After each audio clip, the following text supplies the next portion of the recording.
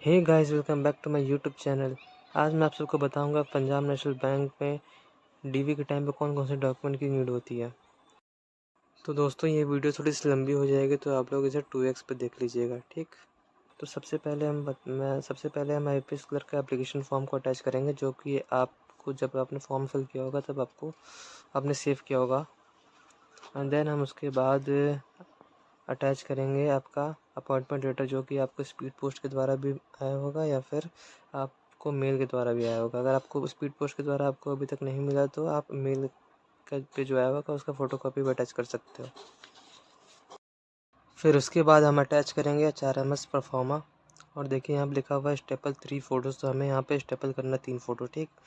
और सबसे पहले HRMS परफॉर्मा में हमें अपना नाम लिखना है, फिर फादर्स नेम लिखना है, फिर परमानेंट एड्रेस लिखना है जहाँ पे आप रहते हो। यहाँ पे डिस्ट्रिक्ट और स्टेट लिखा हुआ है। और फिर इसके बाद अगर परमानेंट एड्रेस और करस्पॉन्डेंस एड्रेस सेम है तो आप दोनों में सेम लिख सकते हो, अगर अलग अलग है तो अलग अलग लिखना है। फिर आपको यहाँ पर डेजिग्नेशन लिखना है कि कौन से मतलब कि पद पर हुआ है, कस्टमर सर्विस एसोसिएट या फिर सिंगल विंडो ऑपरेटर। फिर इसके बाद आपको अपनी कैटेगरी लिखनी है, जनरल या फिर SC ST जो भी है। फिर इसका फ़ोन नंबर, फिर ईमेल आईडी, फिर होम टाउन, फिर मार्शल स्टेटस क्या है, सिंगल हो कि आप मैरिड हो। फिर डेट ऑफ बर्थ लिखना है, अगर आप मैरिड हो तो डेट ऑफ मैरिज भी लिखनी है। फिर डोमिसाइल लिखना है, मैं तो यूपी से हूँ तो उत्तर प्रदेश लिखूँगा। और यहाँ पे प्लेस ऑफ बर्थ लिखना है। फिर मदर टंग लिखना है, मेरी तो मदर टंग हिंदी है।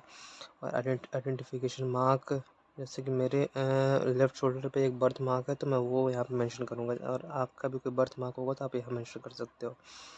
और यहाँ पे पैन नंबर, फिर रिलीजन, कौन सा रिलीजन है, और फिर उसके बाद यहाँ पे ब्लड टाइप। और यहाँ पे एजुकेशन क्वालिफिकेशन में आपको हायरार्की वाइज लिखना है। सबसे पहले आपको अपना पोस्ट ग्रेजुएशन लिखना है, फिर ग्रेजुएशन लिखना है, फिर 12th लिखना है, फिर 10th लिखना है, और सब्जेक्ट लिखना है। फिर डेट ऑफ पासिंग, कौन कौन से डेट पे आप पास हुए हो, और परसेंटेज ऑफ मार्क्स, और कौन सी यूनिवर्सिटी से आपने किया है, बहुत सारी चीज़ें लिखनी है। फिर उसके बाद प्रोफेशनल क्वालिफिकेशन अगर कोई हो तो आप लिख सकते हो, जैसे कि कंप्यूटर में कोर्स किया हो या फिर कोई भी चीज़ किया हो। हेल्थ प्रॉब्लम अगर कुछ नहीं होता है अपन वो कर देना। और कौन सा लैंग्वेज आपको आता है, रीड राइट स्पीक, वो कर देना। फिर अगर कोई भी डिसेबिलिटी हो तो वो आप लिख सकते हो। इनका साथ कोई कार्ड वगैरह बनता है तो कार्ड नंबर और उनका डेट, उसका डेट लिखेगा यहाँ पे। कौन किस अथॉरिटी ने इशू किया वो भी लिखना है यहाँ पे। फिर डिपेंडेंट इन्फॉर्मेशन लिखनी है, अगर आपके फैमिली में कोई भी डिपेंडेंट है, जैसे कोई भी वर्किंग नहीं है, जैसे फादर नहीं है, फादर वर्किंग नहीं है, ठीक। और या फिर उनकी इनकम शायद 2 लाख से कम हो तो उनका डिपेंडेंट इन्फॉर्मेशन इसको लिखना है। मेरे केस में कोई भी डिपेंडेंट नहीं है तो मैं कुछ भी यहाँ फिल नहीं करूँगा, नॉट अलाउड करूँगा। और इमरजेंसी कॉन्टैक्ट में अपने फादर का नंबर दे सकते हो या फिर मम्मी का नंबर दे सकते हो। और यहाँ पे सिग्नेचर ऑफ कैंडिडेट अपना सिग्नेचर कर देना। और यहाँ पे सिग्नेचर कुछ भी नहीं करना। HRMS परफॉर्मा के बाद हमें अटैच करना है ज्वाइनिंग रिपोर्ट। सबसे पहले हम यहाँ प्लेस और डेट यहाँ मेंशन नहीं करेंगे, हम लोग उसी दिन जब डीवी के टाइम में जाकर वहाँ मेंशन करेंगे। और फिर यहाँ पे हमें लिखना है कस्टमर सर्विस एसोसिएट। फिर यहाँ पे जो अपॉइंटमेंट लेटर नंबर हमें आया होगा मेल के थ्रू, ठीक, हमें वो यहाँ पे फिल करना है। फिर जिस डेट पे मेल आया होगा वो हमें यहाँ फिल करना है। और जिस दिन ज्वाइनिंग होगी वो दिन का डेट लिखना है, तो उसे आप छोड़ दीजिएगा ब्लैंक। और कौन जो joined as customer service associate यहाँ पे फिल होगा। फिर यहाँ पे आपको अपना सिग्नेचर करना है। हाँ, तो फिर उसके बाद एक सर्विसमैन का परफॉर्मा वगैरह लगेगा, जो कि ABCD करके दिया हुआ है। वो भी क्लर्क के नोटिफिकेशन में दिया होगा, ठीक। और फिर डिस्चार्ज सर्टिफिकेट लगेगा जो भी एम्प्लॉयड होंगे उनका। फिर उसके बाद सेल्फ डिक्लेरेशन अंडरटेकिंग, जो भी डिफेंस पे रहे होंगे, उसके बाद ज्वाइनिंग से पहले उन्होंने कहीं भी काम किया होगा तो उसके लिए अंडरटेकिंग लगेगा। फिर सैलरी स्लिप लगेगा लास्ट 3 मंथ का, अगर कहीं भी एम्प्लॉयड होंगे तो सैलरी स्लिप लगेगा। और फिर कंडक्ट एंड परफॉर्मेंस रिपोर्ट लगेगी, जो भी किसी प्रीवियस ऑर्गेनाइजेशन में काम किया होगा तो वो लोग देंगे। और इसका फॉर्मेट भी दिया हुआ है PNB की वेबसाइट पर। और फिर उसके बाद आता है, हमारी बारी आती है, तो उसके बाद है एक्नॉलेजमेंट फॉर्म। एक्नॉलेजमेंट फॉर्म में फिर हमें यहाँ पे अपना नाम लिखना है, फिर अपने पापा का नाम लिखना है, फिर रिसिप्ट रिटर्न नंबर जो कि मेल के थ्रू आया होगा, और डेट, किस डेट पे मेल आया वो डेट लिखनी है यहाँ पे, कौन से पोस्ट के लिए, तो कस्टमर सर्विस एसोसिएट। और फिर डेट तो दोस्तों छोड़ दीजिए, कहीं भी डेट मेंशन मत करिएगा, उसी दिन जिस दिन डीवी होगा उस दिन हम लोग डेट देख लेंगे क्या करना है। फिर उसके बाद सिग्नेचर करना है, यहाँ पे नाम लिखना है, एड्रेस लिखना है, फिर टेलीफोन नंबर लिखना है। फिर उसके बाद हमें अटैच करना है मेडिकल रिपोर्ट, और मेडिकल हम गवर्नमेंट हॉस्पिटल के डॉक्टर से भी करवा सकते हैं और पीएनबी कंसल्टेंट से भी करा सकते हैं, और पीएनबी कंसल्टेंट की लिस्ट हमें पीएनबी की वेबसाइट पर मिल जाएगी। ठीक। और मैंने पीएनबी कंसल्टेंट से कराया, तो ये मेरे मेडिकल रिपोर्ट है और ये ऐसा कुछ दिखता है। ठीक। और यहाँ पे डॉक्टर का स्टैम्प लगा हुआ है। इसका प्रोसीजर मैंने अपने पिछले वीडियो में बताया हुआ है, तो मैं उसका लिंक मैं आपको डिस्क्रिप्शन में दे दूँगा। ठीक। फिर उसके बाद हमारा आता है बायोडाटा। ठीक। तो बायोडाटा में हमें क्या लिखना है, सबसे पहले हमें अपना यहाँ नाम लिखना है, फिर उसके बाद ये ब्लॉक लेटर में लिखना है। ठीक। तो उसके बाद हमें प्रेजेंट एड्रेस लिखना है, प्रेजेंट एड्रेस के बाद फिर परमानेंट एड्रेस लिखना है, फिर फ़ोन नंबर, फिर अपनी एज यहाँ लिखनी है, जितनी भी इसकी डेट ऑफ बर्थ, कौन से स्टेट से आप बिलोंग करते हो, मेल हो फीमेल हो, नेशनलिटी, रिलीजन, हाइट, वेट, ये सब चीज़ें लिखनी है, और कौन से कास्ट से बिलोंग करते हो आपको यहाँ फिल करना है। फिर उसके बाद आता है आपका मैरिटल स्टेटस। मैरिटल स्टेटस में आप मैरिड हो या फिर अनमैरिड हो, ये लिखना है। और फिर आपको अगर कोई मेजर बीमारी हो या फिर एक्सीडेंट हुआ हो तो आप यहाँ मेंशन कर सकते हो, अगर नहीं है तो नो कर देना। ठीक।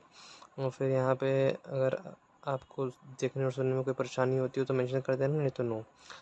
फिर अगर कोई आपको कर्ज वगैरह लिया है तो अगर लिया है तो यस कर देना या फिर नो कर देना। ठीक। और यहाँ पे आपको अपनी फोटोग्राफ चिपकानी है, यहाँ पे आपको अपनी फ़ोटोग्राफ चिपकानी है। ठीक। फिर उसके बाद फिर यहाँ पे जनरली हमारे केस में तो सब सारी चीज़ें नो ही लिखेंगे करेंगे, नो यहाँ कर देना, नो कर देना, नो कर देना।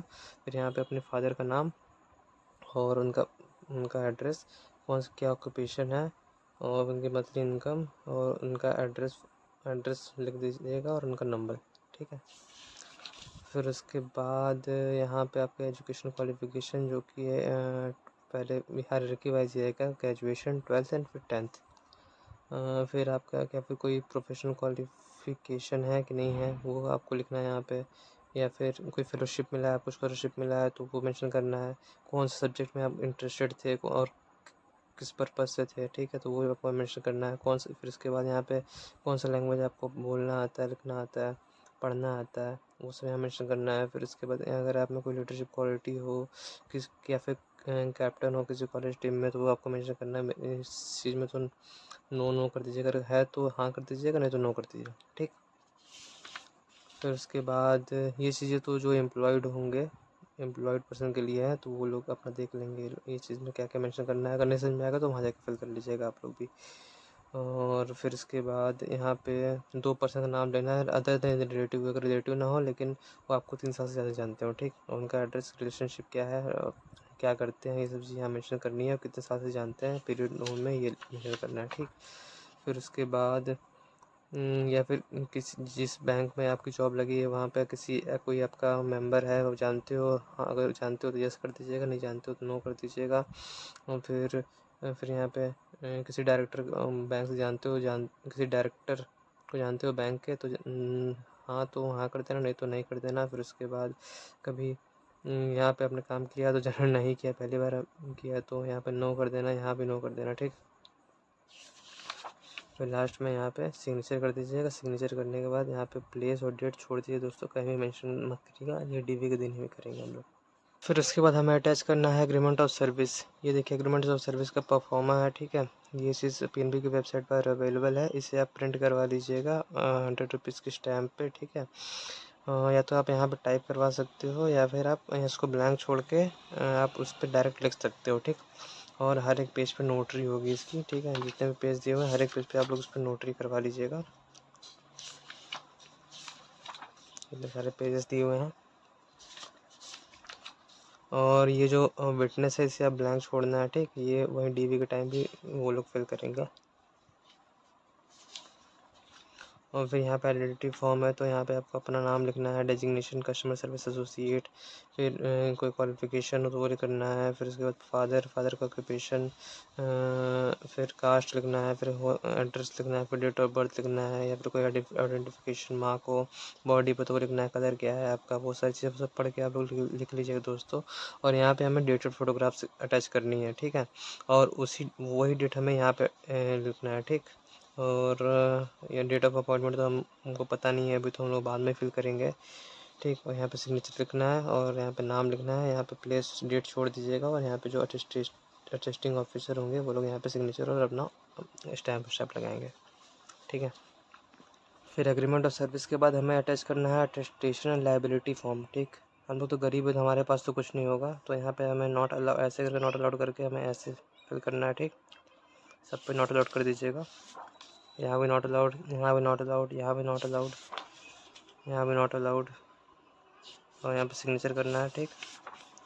और फिर यहाँ भी नॉट अलाउड कर दीजिएगा, ठीक। फिर यहाँ पे आपको अपना सिग्नेचर करना है, डेट तो छोड़ दीजिएगा, नेम लिख दीजिएगा, डेजिग्नेशन कस्टमर सर्विस एसोसिएट। फिर उसके बाद इसमें भी वही सारी चीज़ें हैं, नेम लिखना, डेजिग्नेशन लिखना है, स्केल ऑफ पे, ये सब तो भी मेंशन नहीं करना है, ये सब चीज़ें छोड़ दीजिएगा दोस्तों, ये सब चीज़ें हम वहीं जाके फिल कर लेंगे। फिर आता है 3 कैरेक्टर सर्टिफिकेट लगेंगे, ठीक है। एक कॉलेज से लगेगा और 2 तुम्हारा गैजेटेड ऑफिसर से, ठीक। तो सबसे पहले यहाँ पे अपना नाम मेंशन कर दीजिए, अपने पापा का नाम मेंशन कर दीजिए, एड्रेस क्या है आपका। फिर कम से कम मिनिमम 2 साल यहाँ पे करवाना है दोस्तों, ठीक, मिनिमम, ठीक, 2 साल यहाँ पे होना चाहिए। फिर उसके बाद हम सिग्नेचर करवा दीजिएगा, जो भी गैजेटेड ऑफिसर होंगे उनका नाम, फिर उनका डेजिग्नेशन क्या है, उनका एड्रेस क्या है, उनका नंबर, यहाँ पे डेट मेंशन कर दीजिएगा और उनका वो भी स्टैम्प पे लगवा लीजिएगा, ठीक है। ऐसे 2 लगेंगे, ठीक है। फिर उसके बाद ये फिडिलिटी एंड सिक्रेसी फॉर्म है, इसमें तो केवल आपको अपना नाम यहाँ मेंशन करना है, फिर यहाँ पर सिग्नेचर करना है, डेजिग्नेशन, डेट छोड़ दीजिएगा। और फिर उसके बाद है क्या, self attested valid ID proof, तो इसमें आधार कार्ड लगा सकते हो। और इसमें देखा ड्राइविंग लाइसेंस और ration card not be accepted as valid ID proof, ठीक है, ये एक्सेप्ट नहीं किया जाएगा। फिर उसके बाद है आपका सेल्फ अटेस्टेड एड्रेस प्रूफ, तो एड्रेस प्रूफ में आधार कार्ड ही मेंशन हो जाएगा, फिर आधार कार्ड अटैच करना है। फिर है दोस्तों कास्ट सर्टिफिकेट। फिर कास्ट सर्टिफिकेट आप किसी भी अगर कास्ट से बिलोंग करते हो तो उसका कास्ट सर्टिफिकेट लगेगा, वो भी गवर्नमेंट ऑफ इंडिया के फॉर्मेट में लगेगा, ठीक है दोस्तों। फिर उसके बाद कोई भी डिसेबिलिटी है आपको तो उसका डिसेबिलिटी सर्टिफिकेट लगेगा। फिर अगर अगर कोई मतलब कि एज रिलैक्सेशन है तो आपको कैटेगरी सर्टिफिकेट लगेगा, जैसे कि डाइवोर्स वुमेन है या फिर उसके बाद आप लोग को ग्रेजुएशन की मार्कशीट अटैच करनी है, और ग्रेजुएशन की और मतलब कि सारे सेमेस्टर की मार्कशीट होनी चाहिए, कंसोलिडेटेड मार्कशीट होनी चाहिए, फिर उस पर डिग्री होनी चाहिए। फिर उसके बाद कंप्यूटर लिटरेसी प्रूफ, अगर आपने कभी भी 10th या 12th में या फिर अपने ग्रेजुएशन के टाइम में कभी कंप्यूटर नहीं पढ़ा तो उसको आपको सर्टिफिकेट लगेगा, ठीक। और अगर अगर आपने पढ़ा है तो कोई दिक्कत नहीं है, उसी से काम चल जाएगा आपका। फिर उसके बाद 12th की मार्कशीट, फिर 12th का पासिंग सर्टिफिकेट, फिर 10th की मार्कशीट और 10th का पासिंग सर्टिफिकेट, ये सब अटैच करना है। फिर उसके बाद हमें एनपीएस का फॉर्म फिल करना है, ठीक। इसमें ये हमें एक्चुअली ब्लैक पेन से फिल करना है, तो इसको हम छोड़ देते हैं, वही उसी दिन फिल करेंगे हम डीवी के टाइम पे ही, क्योंकि इसमें बहुत सारी चीज़ें ऐसी हैं कि जो चीज़ समझ नहीं आ रही हमें क्या क्या कैसे कैसे फिल करना है, ठीक। ये वो लोग बताएंगे, जैसे कि यहाँ पे पेंशन फंड है तो यहाँ हमें किस पे टिक करना है, सीआई पे करना है, बिल्डअप करना है, वो ये सब चीज़ें वही लोग बताएंगे, ठीक है।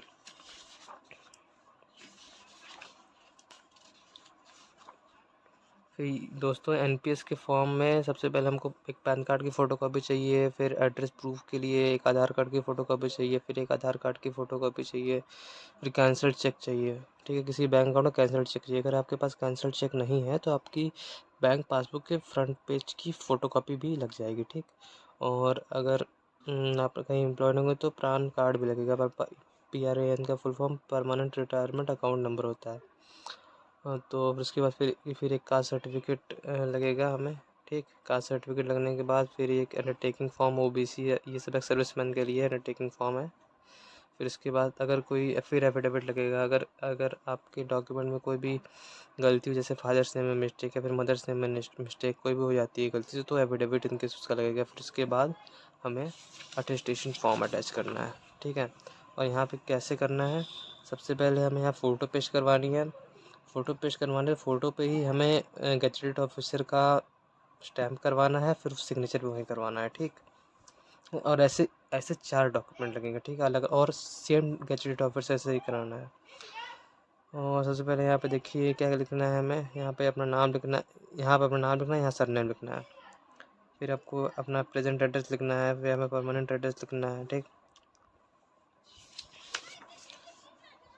फिर उसके बाद यहाँ पे आपको फादर का नाम, फिर कौन सा पोस्टल एड्रेस है, परमानेंट एड्रेस, प्रोफेशन क्या है आपका, फिर उसके बाद फिर अगर शादी हुई तो हस्बैंड का नाम लिखना है, प्रोफेशनल सब लिखना है। अगर शादी नहीं हुई तो हमें यहाँ पर डायरेक्ट फादर मदर लिखना है, मम्मी का नाम फादर का नाम।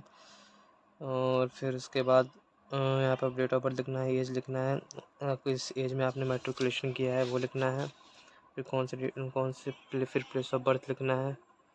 फिर उसके बाद किस स्टेट में आप हो, डिस्ट्रिक्ट कौन सा है वो सब लिखना है। ये सब तो आप पढ़ के लिख ही सकते हो दोस्तों, ठीक। फिर इसके बाद ये सब वही एजुकेशन क्वालिफिकेशन है, जहाँ हायरार्की वाइज लिखना है आपको। सबसे पहले पीजी, फिर ग्रेजुएशन, फिर 12th, फिर 10th, ठीक। फिर यहाँ पे आपको लास्ट में सिग्नेचर करना है, डेट छोड़ दीजिएगा दोस्तों, ठीक है। फिर उसके बाद ग्रेजुएटी नॉमिनेशन का फॉर्म भी है। पता नहीं कि इस बार के चेकलिस्ट पर नॉमिनेशन का फॉर्म दिया नहीं है, लेकिन नॉमिनेशन का फॉर्म लगेगा दोस्तों, ठीक है।